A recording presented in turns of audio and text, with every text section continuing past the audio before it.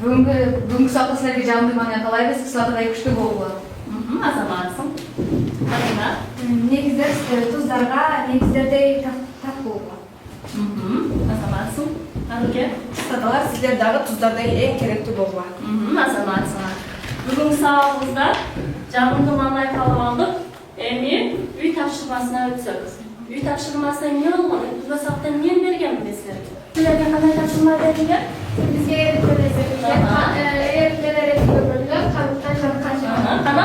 қаныққан ерінден үйді қайда қолданып келеміз?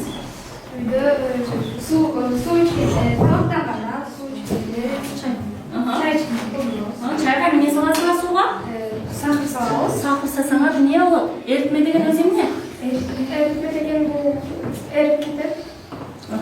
İçinde ne soğuk? İçinde eriyen. Eriyen zaten canım. Ne soğuk? dam. Eriyen içi boş. Bir ölçüsünde bir çay kaşık mesela sakır. Bir ölçüsüne 2 çay kaşık. Soğuk ne oldu?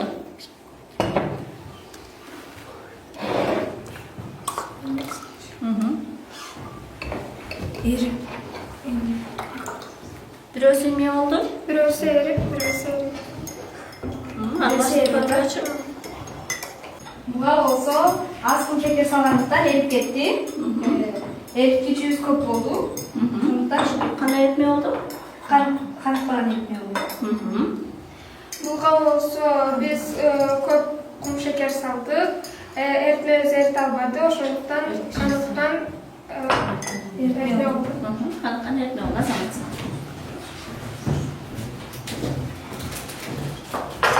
Sizlerge ne taşıma verilgen? Yumuşak tuzlar. Yumuşak katı su var. Tuzsuz su болады. Дағы. Çok болады. Аны қайтып бердіңіздер? Шоны практика жүзінде көп көрдім. Не көп көрдің? Үйде? Жуып, таза қайнап көрдім. Үйде қолыңыз жүрсең қандай болады екен жаңағы су? Жылым болып, таза болып қалады. Қатық суны қандай байқадыңыз? Бұл қатты сулар, қайнатылбаған сулар. Мен үйде практика жүзінде атқарып көрдім. Мындай ақ көйнекке мен самынмен жуғанымда қайнатылбаған суда ал жақта тез аз көп іштеттім, бірақ көрген жоқ. Анан кетіші де қиын болды.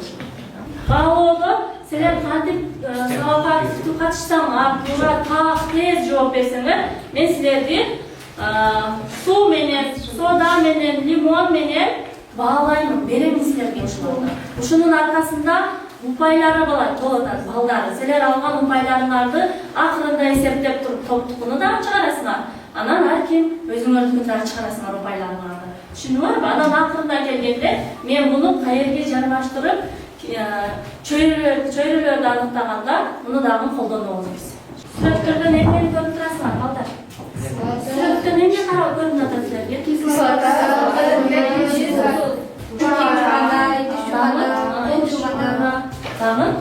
Колдорду жуганда.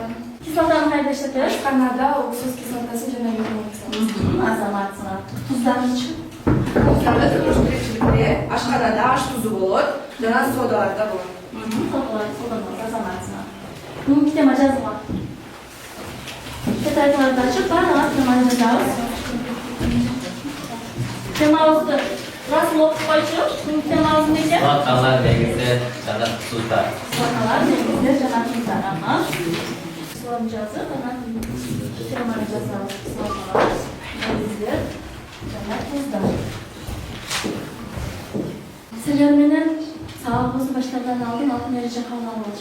Алтын эреже, кандай алтын эреже кабыл алабыз? Сабагыбыз жакшы өтүш үчүн сөзсүз алтын эреже кабыл алабыз дагы, ошого баарыбыз баш ийебиз алтын эрежеге. Кандай алтын эреже кабыл алабыз?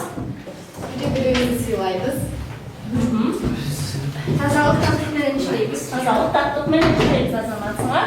Үйүңүздү угабыз, активдүү катышабыз. Бүгүн сабакка активдүү катышабыз, азаматсыңар. Turmuşta қолдана тұрған білім алышымыз үшін мақсат қойып алабыз. Қана биринчи мақсатты оқып қоябыз. Рамазан, оқып қойчу. Сылаталар негіздер жана тұздар жөнүндө түшүнүп алабыз. Азаматсың. Экинчи мақсатты Şahşar okuyup koy. Аларда физикалык жана химиялык касиеттерин изилдейбиз. Izleyiniz azamatsın. Demek okuyup koymadır ayağına. Күндүк турмушта колдонушун практикалайбыз. Günlük durmuşta қолданылышын практикалайды екенбіз, азаматсына. Бүгін hem мақсатымызға жеткенге hareket кылышыбыз керек, Оқытпайчы, Расул, бірінші сұрағыңызды. Күнүмдүк турмушта колдонгон астар тууралуу ой, күрүңөр, лимон, туз, сода. Сода, ушулар боюнча ой пикириңи. Түшүнүңөрбү? Экинчи топ. Окуп коебуз. Айнере. Кычкыл жана негиздүү даамдар жөнүндө эмне билесиңер? Эмне үчүн лимон кычкыл? Ушуга азыр мен силерге убакыт беремин, ошондо тез даярданып күтөбүз. Үчүнчү топ окуп коебуз. Силер эмне үчүн жашоодо туздарды колдоносуңар жана эмне үчүн соолар дайгансыз сезилет? Ушул 3 суроого мен силерге 3 минутта убакыт беремин. Тез иштейбиз. Баары. Ошого анан соус. Жазабызбы? Ооба, жазасыңар.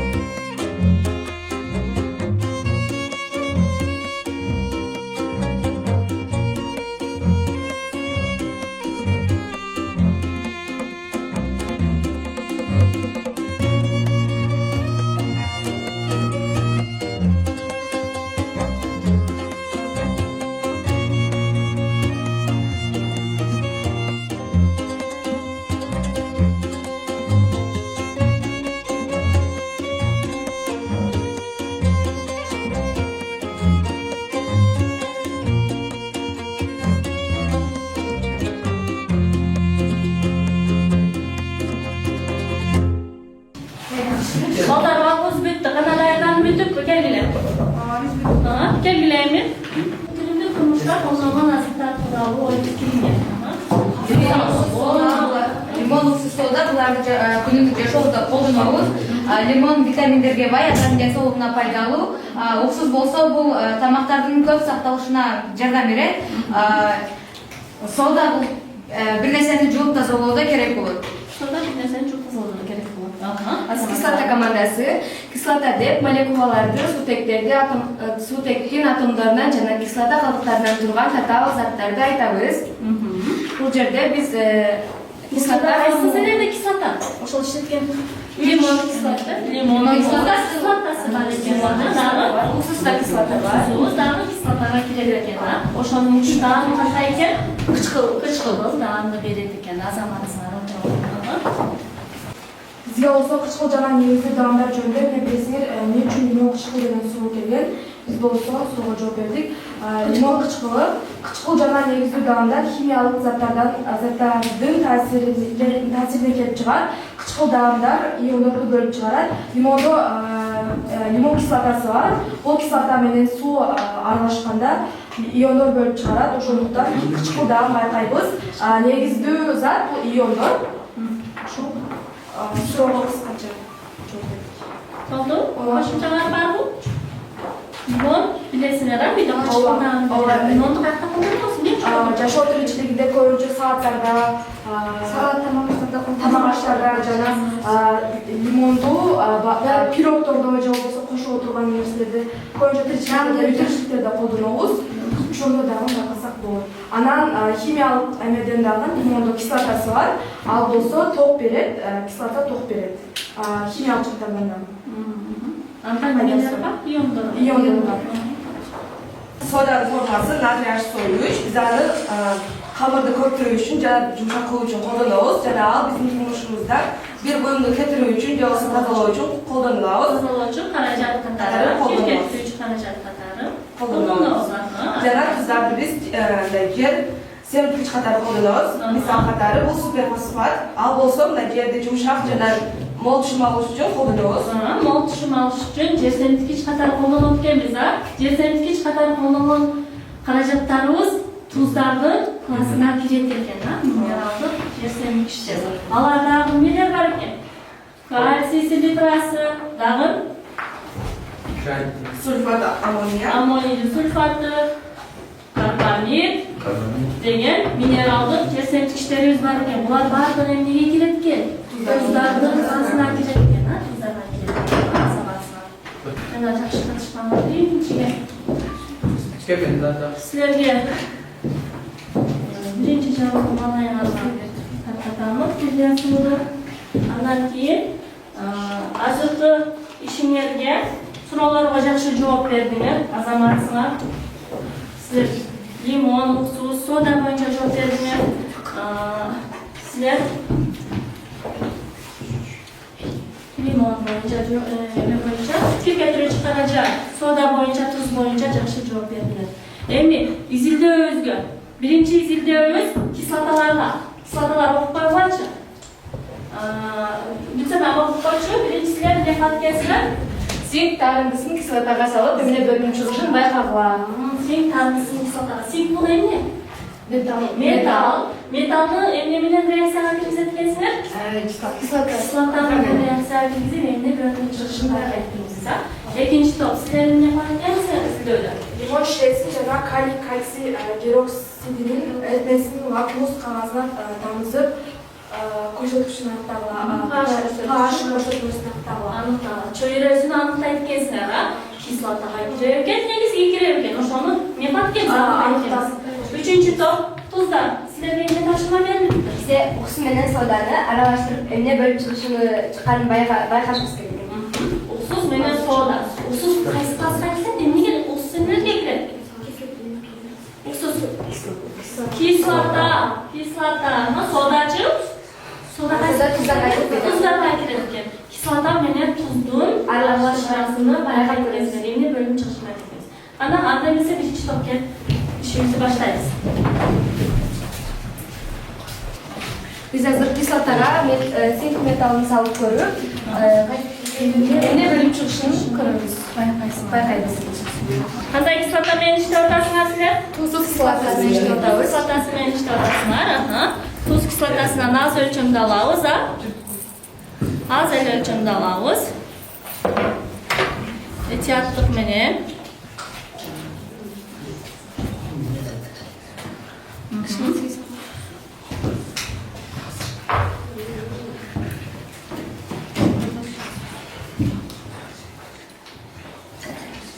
Болду. Кислотаны жабабыз. Эми немени салабыз биз? Синк металлын тарындысын салып көрөбүз. Көрөсүн жетет бизге. Ана эмне бөлүнүп чыкканын.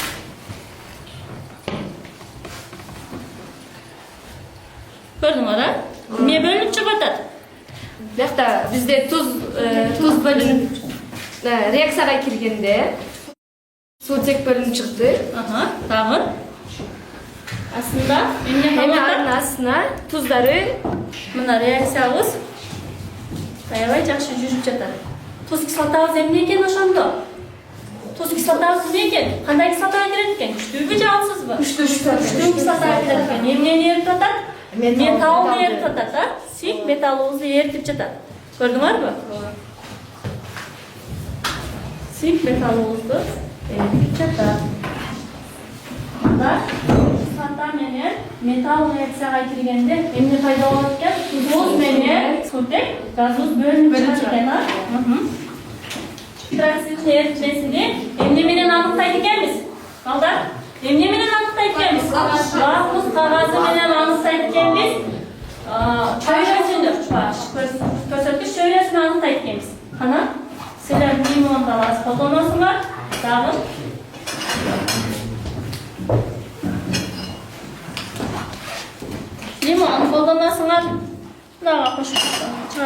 боло берет. Лимонду, анан натрий, калий менен кальцийдин гидроксидиден алгыла.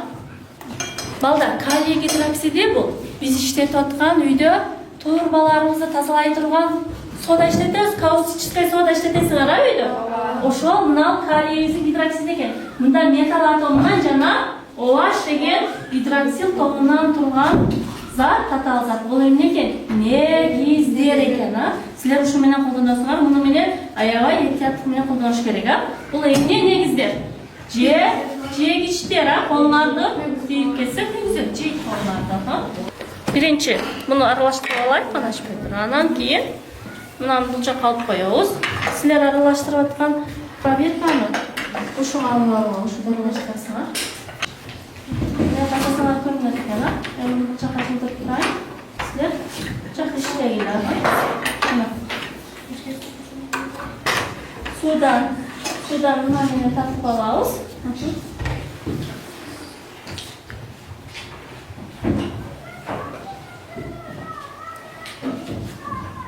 Негиздерибизди суу менен эритмесини эмне кылат экенбиз?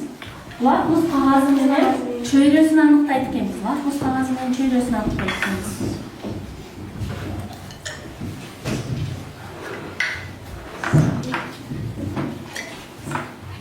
Лакмус кагазыбызда эмнеси бар мында? Карагыла.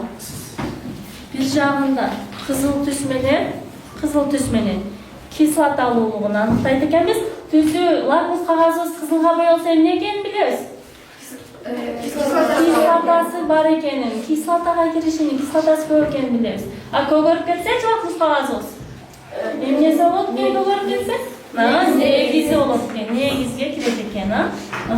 Чөйрөсүн аныктайбыз. Эмне кылабыз? Окуйлагылар. Эми ошону бирөөсүнө натрий, кальцийдин хлорин, бирөөсүнө калийдин гидроксиди. Эми экинчисине дозун жабабыз. Отуруна коебуз. Ач. Кальцийдин эмнеси?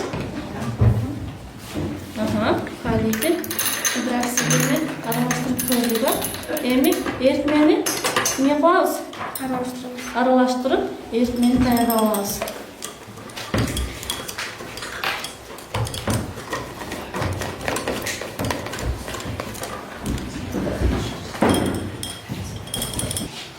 Bir tamız emeden alıp durup tamızı görüyoruz.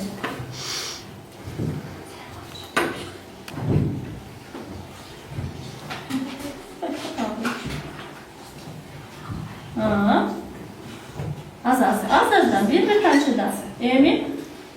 Kaysını tamızdın sen? Kaliydin hidroksidini tamızsam emni oldu? Бул сыяр тусту келип калды. Бул эмне экен ошондо? Негиздер экен. Негиздер экен, а? Негиздер экен. Көгөрүп кетти, а? Ооба. Лакмус кагазыбыз көгөрүп кетти. Эми кальцийдикини көрүп элечи. Кальцийдикини көрүп элечи. Az өлчөмдө, az өлчөмдө. Sen мынага лимондун аласың дагы, лимондун сууну дагы аныктайсыңар, кана? Az. Не болду мында? Кандай түскө? Көк түскө айланып кетти, а? Бул неме экен? Бул дагы негиз. Экөө дагы негиз экен, а? Күчтүү негизге кирет экен булар. Калийдин гидроксиди дагы, кальцийдин гидроксиди дагы күчтүү негизге кирет экен.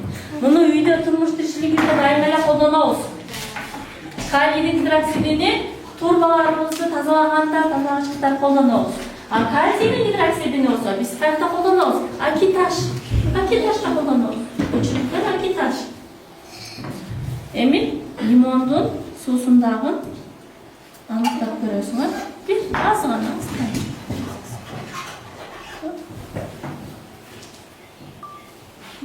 Бул эми көтөрүп көрсөткүлө. Кана? Эми кандай түскө боелду? Сары болду. Сары түскө. Кызыл сары түскө боелуп атат, а? Мында Кислота бар экен. Кислота бар экенин аныктап алдык. Кислоталарыбыз 7ден төмөн болсо бул кислота болот. 7ден өйдө болсо чөйрөбүз. Не болот экен? негизи болот экен. Түшүндүңөрбү балдар? Азаматсыңар. Отуруңар.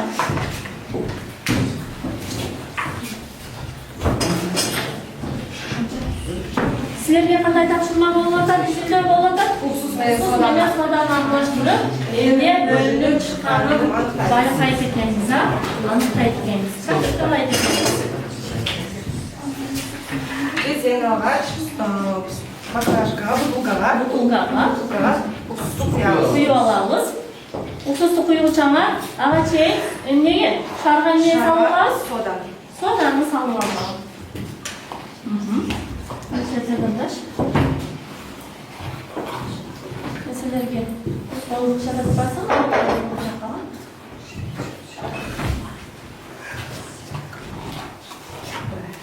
мына салып турсаңар болбойбу да мына.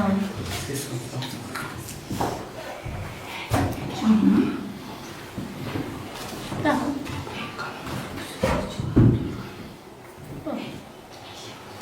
Анан кийин Соданы салып алдык, сода. Эми бутылкага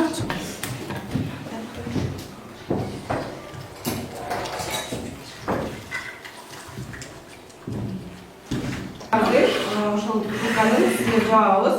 Ошондо бизде эмне бөлүнүп чыганын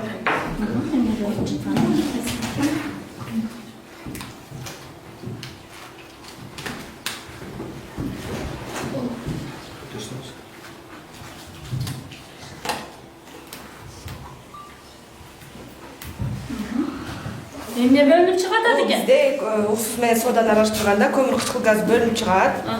Ошол Ошол шарды шарга күч басым жасап, үйлөп иштейт. үйлөп жатат экен, Көмүр кычкыл газы бөлүнүп чыккан үчүн шарыбыз эмне болуп атат? Үйлөнүп атат. Кислота менен Тузду аралашканда эмне пайда болот? Көмүр кычкыл газы бөлүнүп чыгып жатат. Суу жана көмүр кычкыл газы да бөлүнүп атат. Ажырап атат, Азаматсыңар. Эми ошону дагы жасап көрөлү дагы бир жолу. Келгиле. Вулкандын кантип атылып чыгышын биз практикалайбыз. Сода саласыңар. Качан ишиндеби? Салды.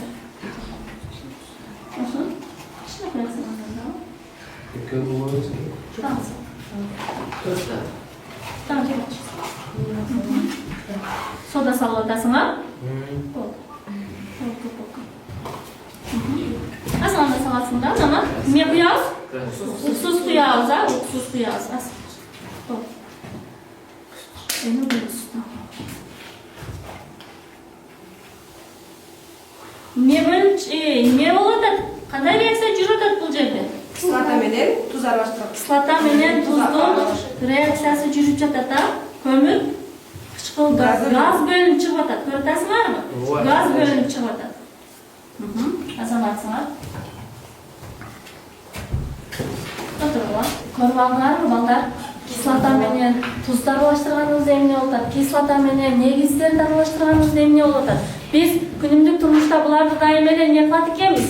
Колдонот экенбиз, колдонот экенбиз. Бирок кислота менен иштегенде эмне кылып иштешибиз керек? Кислота менен иштегенде аябай абайдап эhtiyаттык менен иштешибиз керек.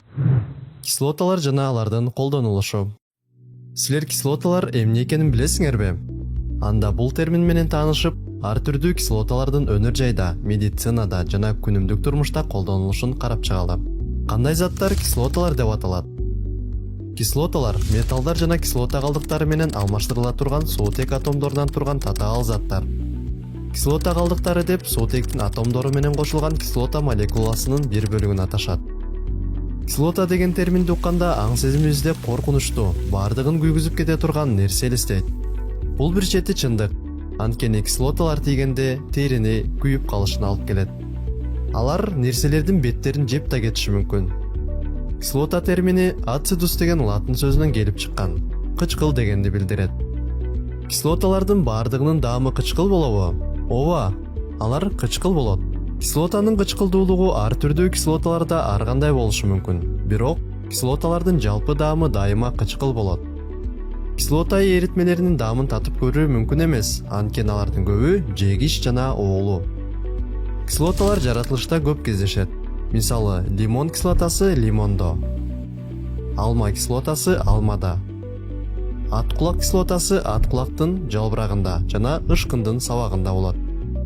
Кумурскалар кумурска кислотасынын тамчыларын чачып душмандарынан да коргонушат. Ушул эле кислота медузанын жана чалкандын чагуучу клеткаларында да бар. Бор кислотасы антисептикалык касиетке ээ жана бор майын даярдоодо колдонулат. Ортофосфор кислотасы стоматологияда тиштерге пломба коюуда пайдаланылат. Процедурадан мурун тиштин эмалин тазалоо үчүн керектелет. Ортофосфор кислотасы тиш агартуучу курамдарда да аз өлчөмдө бар. Суюлтулган туз кислотасы ичеги карын жолдорунун кээ бир ооруларын дарылоо үчүн кызмат кылат. Лимон кислотасы тамак жасоодо, шарап, ар кандай мөмөлөр, боектор, сыя, дат сыяктуу ар кандай тактарды кетирүү үчүн көмөккө келет. Ат кулак кислотасы сыя тактарын жана датты кетирүү үчүн мыкты табылга боло алат. Бор кислотасы микро жерсемирткич, ошондой эле таракан, үй кумурскалары менен күрөшүүчү каражаттардын бири болуп саналат. Уксус кислотасы же ашкана уксусу түрүндө кислотанын массалык үлүшү 9%га чейин, же 70-80%га чейин эссенция түрүндө жасалып, уксус консервант, ошондой эле тамак ашка татымал катары колдонулат. Кездемелердеги жемиштердин тактарын кетирет. Туз кислотасы раковина, ванна, кол жуугуч, түтүктөрдөгү жана борбордук жылытуу системаларынын радиаторлорун акиташтан тазалоо үчүн пайдаланылат. Күкүрт кислотасы башка кислоталарды, туздарды, жер семирткичтерди, боекторду, дары-дармектерди алууда жана мунай өнүмдөрүн тазалоодо керектелет. Күкүрт кислотасы сууну көп сиңирип алуу жөндөмдүүлүгүнөн улам кургатуу жана аккумулятор кислотасын даярдоого салым кошот. Туз кислотасы тузду, боекторду жана дарыларды өндүрүү үчүн.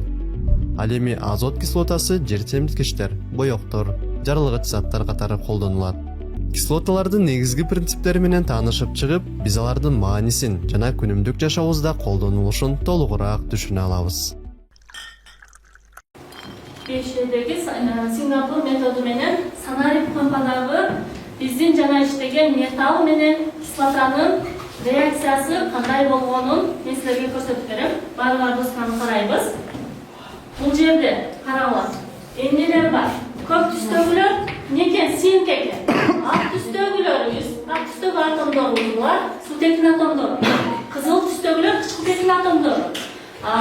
Жашыл түстөгүлөр бар, хлордун атомдору экен. Көрүп атасыңарбы? Ошондо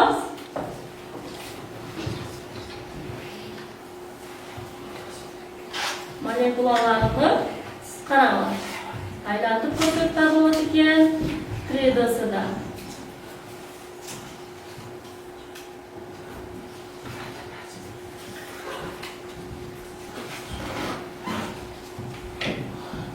Жана биз немени аныктадык элек? PH чөйрөсүн аныктадык, кислота негиз экендигин аныктаганбыз. Ошону бул жакта дагы аныктап көрөбүз. Карабыздар. Жакшы эле көрүнөт баарыңарга?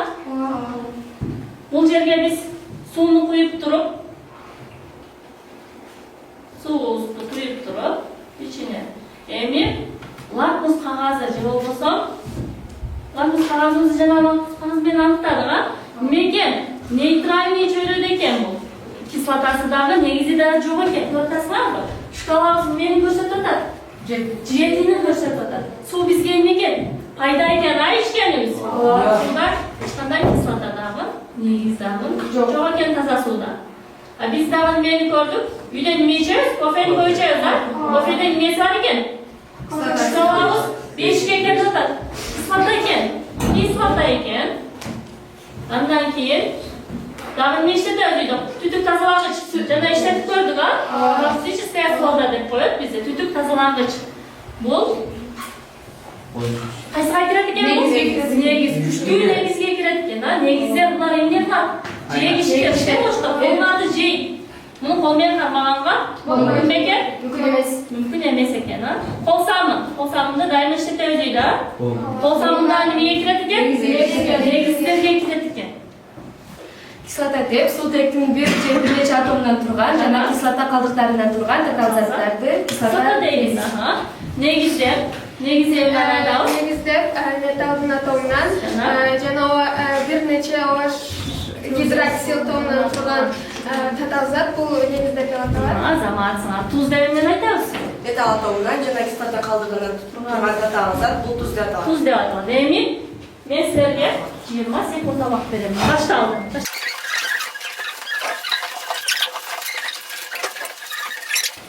Болду. Токтотобуз эми. Токтотобуз. Кимге канча кислота, канча негиз, канча туз ажыраттыңар? Кана неге ишине салганыңар? Эсептеп бергиле мага. Канча кислота, канча негиз, канча туз ажыраттыңар? 12, 13, 14. Sen tuzu da karıştı olsun böyle. Olsunlar saçmalarından biröyle. Kalmanlar var. Bardığın negizleri açıkçasılar. Metal atomdan jana OH. Azamatlar. Bunda 12 ha? 20 azamatlar. Tuzlar. En koyu ajratkan tuzlar ajratıyorlar. Azamatlar. Emin, sizler menen bağlıda test işteybiz. Dostlarımı tespitini sanat durup bekleyebiliriz. 6 testte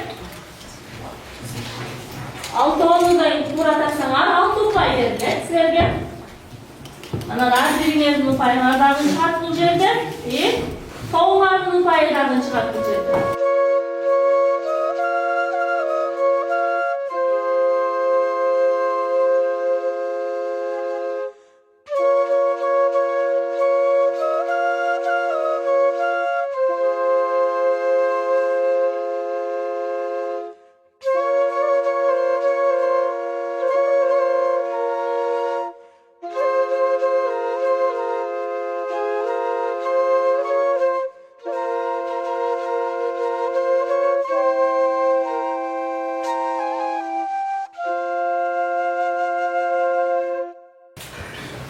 Bolluğlarımızda toktotobuz emin. Oşol жерден toktotobuzdan almıştırarız bir-birimiz bilen. Vaqt bölüktü belirlenen olsun size. Tez. Evet var. Almıştık mı? Birinci soru. Qaysı zat kıslatamağa tiyişeliydi? Qaysı zat da öyleydi mi? Bısı. Tuz kıslatası. Bısı. Bu variantı dura. Altıncısı qaysı zat tuz emes. Aslında zatların qaysı biri tuz emes?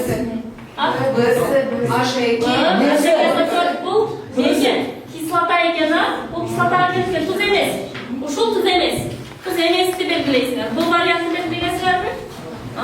Evet, kimin kança upay aldılar? Üstüne yazıp koydular. 6 upaydan. Su, oşolordu. Sizler kislota negizge ajıratıp, her bir alman toğumlar bilen çıkıp jarıştırıp belirle kana. Kimisine sonra jarıştırasınlar. Şurada bağlı olduğu için. Kislatalar çıktılar.